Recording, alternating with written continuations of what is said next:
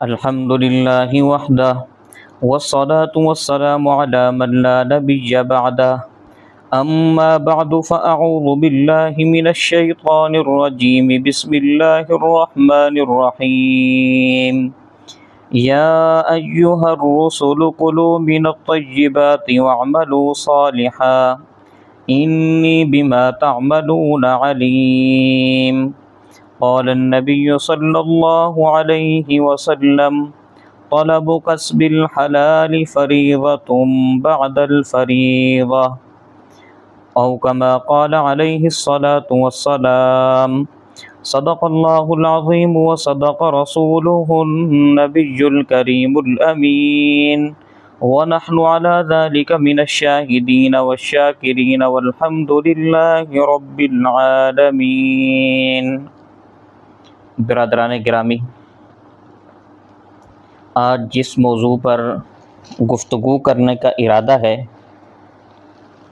وہ ہے گداگری پاکستانی معاشرے کا رشتہ ہوا ناسور۔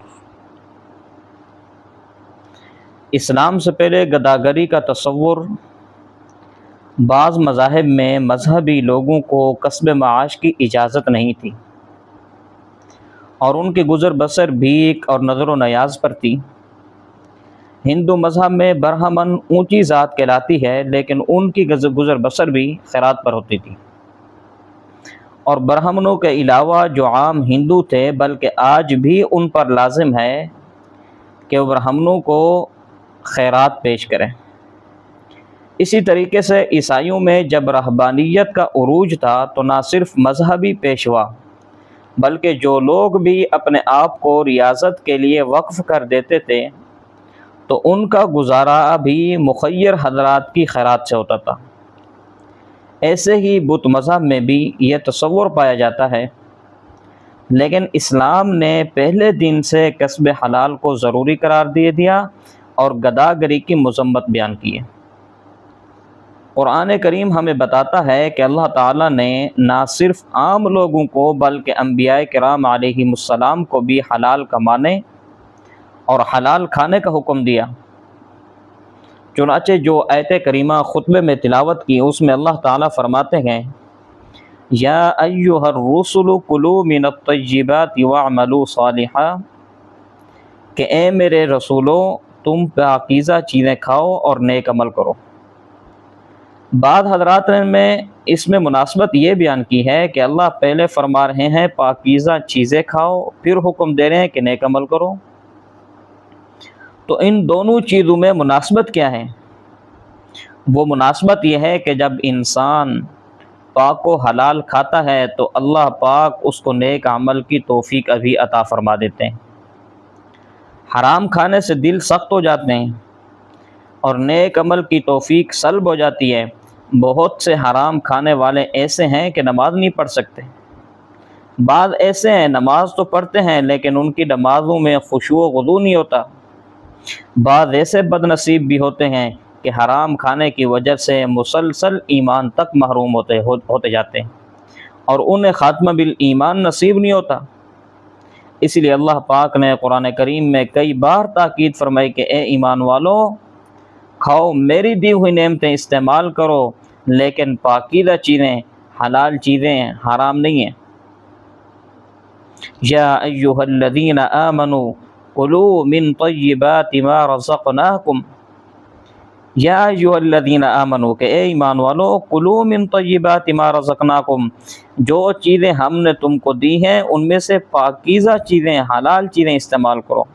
واشکروا للہ، اور اللہ کا شکر بھی ادا کرو۔ تو حضرات انبیاء کرام علیہم السلام کو بھی اللہ نے اپنے ہاتھ سے کام کرنے کا حکم دیا اور پھر حلال اور پاک کا حکم دیا۔ اپنے ہاتھ سے کام کرنے کا حکم دیکھنا ہو تو آپ دیکھیے کہ اللہ پاک نے صاحب عظیمت پیغمبر حضرت نوح علیہ السلام کو حکم دیا وَاصْنَعِ الْفُلْكَ بِأَعْيُنِنَا وَوَحْيِنَا،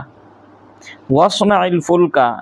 کہ اے ہمارے پیغمبر آپ کشتی بنائیے، بِأَعْيُنِنَا، ہماری نظروں کے سامنے، وَوَحْيِنَا، اور ہمارے حکم سے۔ چنانچہ سیدنا نوح علیہ السلام نے اپنے ہاتھوں سے کشتی کو بنایا۔ اسی طریقے سے اللہ تعالیٰ نے حضرت داؤد علیہ السلام کو حکم دیا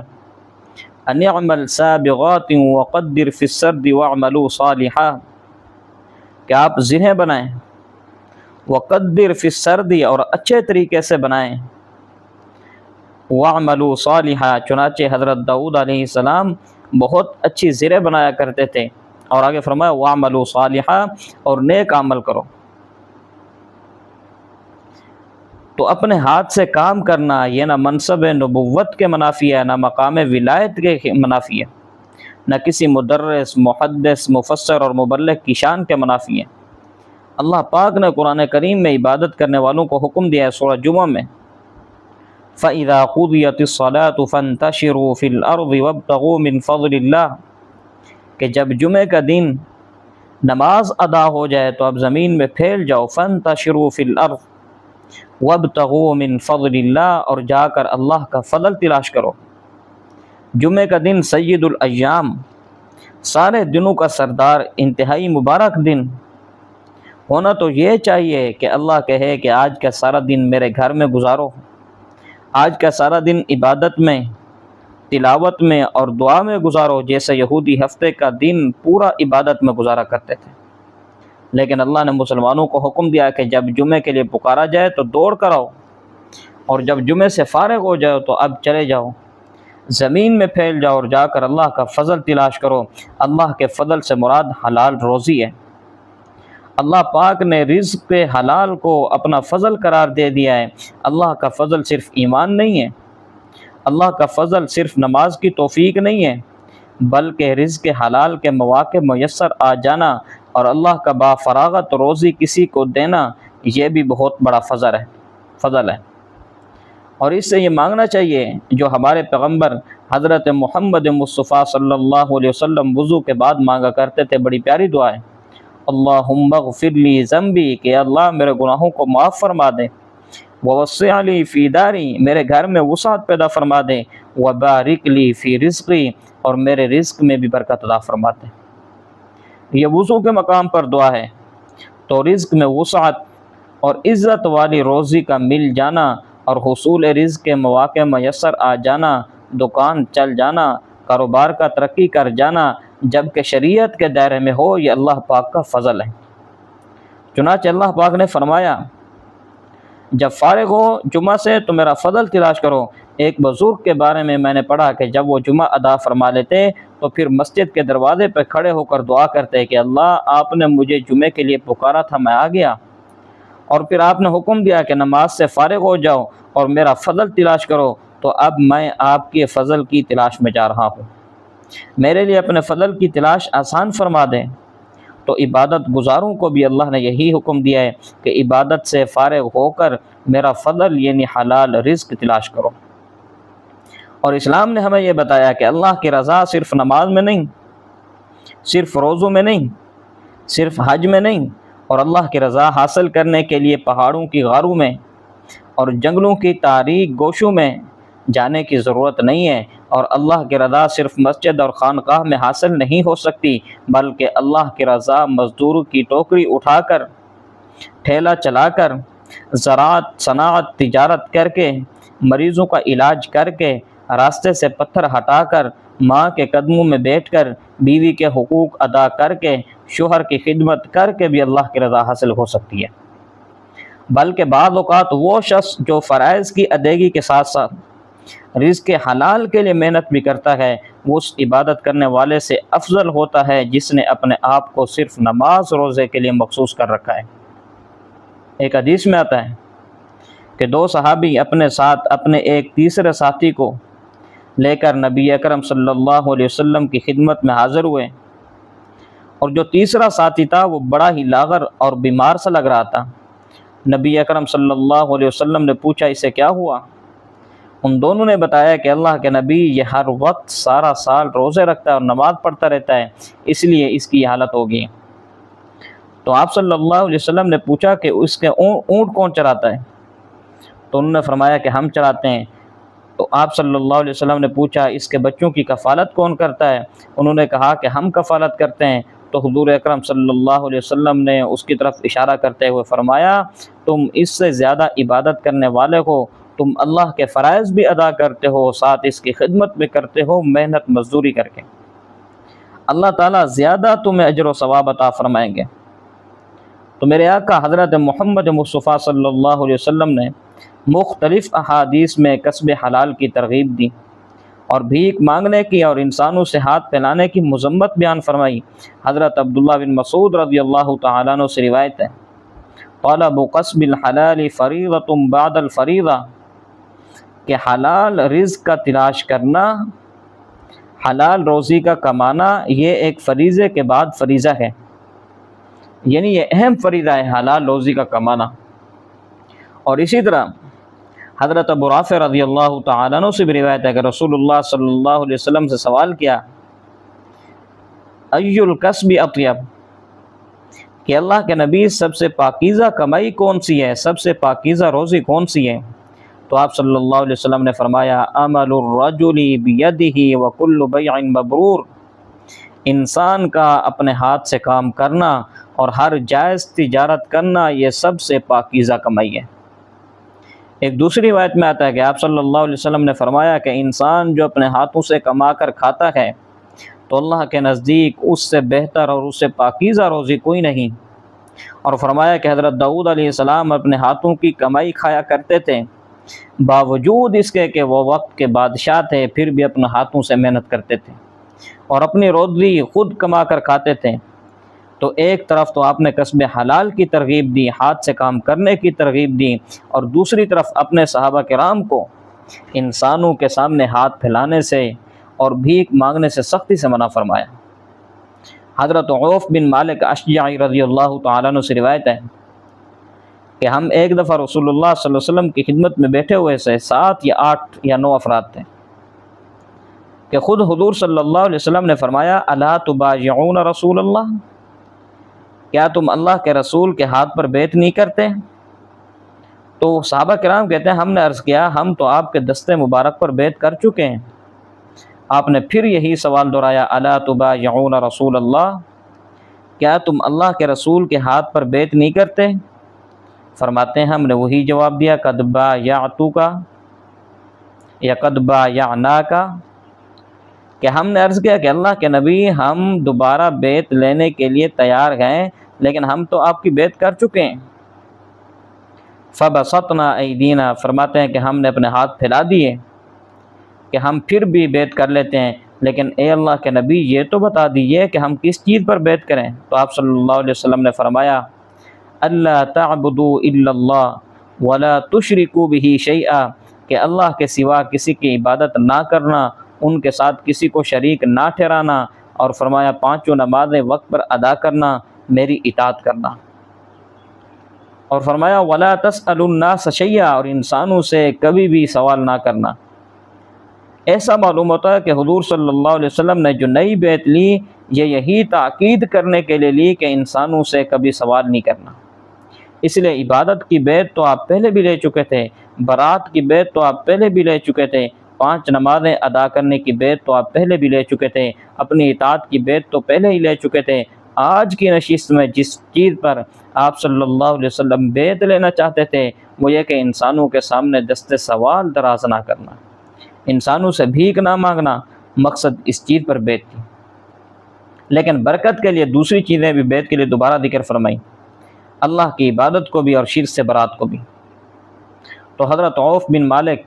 رضی اللہ تعالیٰ عنہ فرماتے ہیں، جنہوں نے یہ روایت نقل کی، وہ بتاتے ہیں کہ جن لوگوں کو حضور صلی اللہ علیہ وسلم نے یہ تاکید فرمائی تھی کہ انسانوں سے سوال نہ کرنا، ان میں سے بعد نے اس پر اتنی سختی سے عمل کیا کہ اگر سواری پر سوار ہوتے اور چابک گر جاتی، ڈنڈی گر جاتی جس سے وہ سواری کو ہکا رہے ہوتے تو کسی سے سوال نہیں کرتے تھے کہ چابک مجھے پکڑا دو، بلکہ سواری سے اترتے پھر چابک پکڑ کر دوبارہ سوار ہوتے، اتنی تکلیف اور مشقت گوارا کرتے تاکہ حضور اکرم صلی اللہ علیہ وسلم کی اس تاکید پر عمل کر سکیں۔ یقیناً حضور صلی اللہ علیہ وسلم کا مقصد یہ نہیں تھا کہ اس حد تک سوال نہ کرنا، لیکن انہوں نے اس قدر اس تاکید پر عمل کیا کہ انسانوں سے کسی بھی قسم کا سوال کرنا چھوڑ دیا۔ آپ اصحاب صفہ کو دیکھیے، حالانکہ یوں سمجھ لیجیے کہ اصحاب صفہ اس وقت مسلمانوں کا سب سے غریب طبقہ تھا، لیکن جنہوں نے اپنا گھر بار بھی چھوڑا ہوا تھا، صرف حضور کے پاس رہنے کے لیے، تعلیم کے لیے، تزکیے کے لیے، تربیت کے لیے، وہاں روزگار کے زیادہ مواقع نہ تھے، ویسے بھی بعض اوقات فاقوں پر فاقے گزر جاتے لیکن کسی سے سوال نہیں کرتے تھے۔ چنانچہ اللہ پاک نے قرآن مجید میں فرمایا للفقراء الذين احصروا في سبيل الله لا يستطيعون ضربا في الارض يحسبهم الجاهل اغنياء من التعفف تعرفهم بسيماهم لا يسألون الناس الحافا للفقراء الذين احصروا في سبيل الله، کہ لوگوں تم اپنے صدقات، اپنی خیرات ان فقراء کو دو جو اللہ کے راستے میں محصور ہیں، لا يستطيعون ضربا في الارض، زمین میں چلنے پھرنے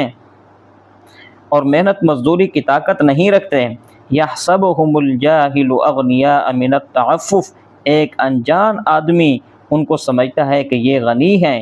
اس لیے کہ وہ سوال سے بچتے ہیں، تعرفهم بسیماهم، لیکن تم ان کو ان چیزوں سے پہچانتے ہو کہ ان کے چہروں پر بھوک کے آثار، کمزوری کے آثار، لا يسألون الناس الحافا، لیکن اس سب کے باوجود وہ لوگوں سے لپٹ لپٹ کر سوال نہیں کرتے۔ تو فرمایا کہ زکوٰۃ کے مستحق یہ لوگ ہیں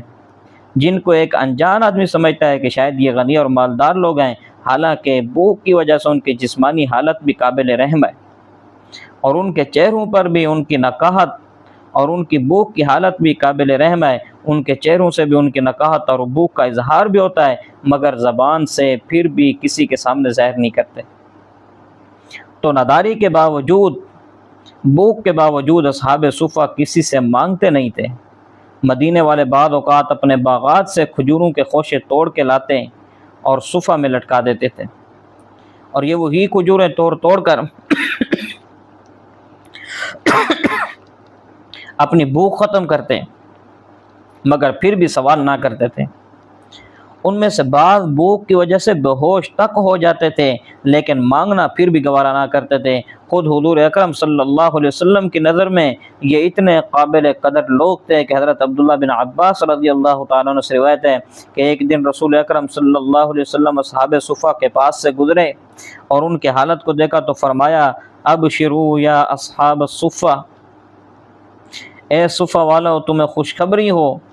میری امت میں سے جو شخص تمہاری صفات کا حامل ہوگا فَإِنَّهُ مِن رُفَقَائِي، تو وہ شخص میرے رفیقوں میں سے ہوگا، تو میرے دوستوں میں سے ہوگا جس کے اندر تمہاری صفات پائی جاتی ہیں۔ اور کیا تھا اصحاب صفہ کے ساتھ کہ اپنے آپ کو تعلیم و تربیت اور تزکیے کے لیے فارغ کیا، نبی اکرم صلی اللہ علیہ وسلم کی خدمت میں آ پڑے اور بھوک اور تکلیف کو برداشت کیا مگر کسی سے بھیک نہیں مانگی۔ تو یہ حضور کی تربیت کا اثر تھا،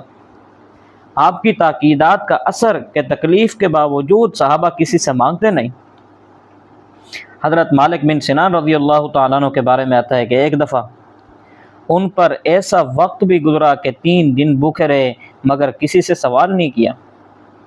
نبی کریم صلی اللہ علیہ وسلم کو ان کے بارے میں اطلاع ملی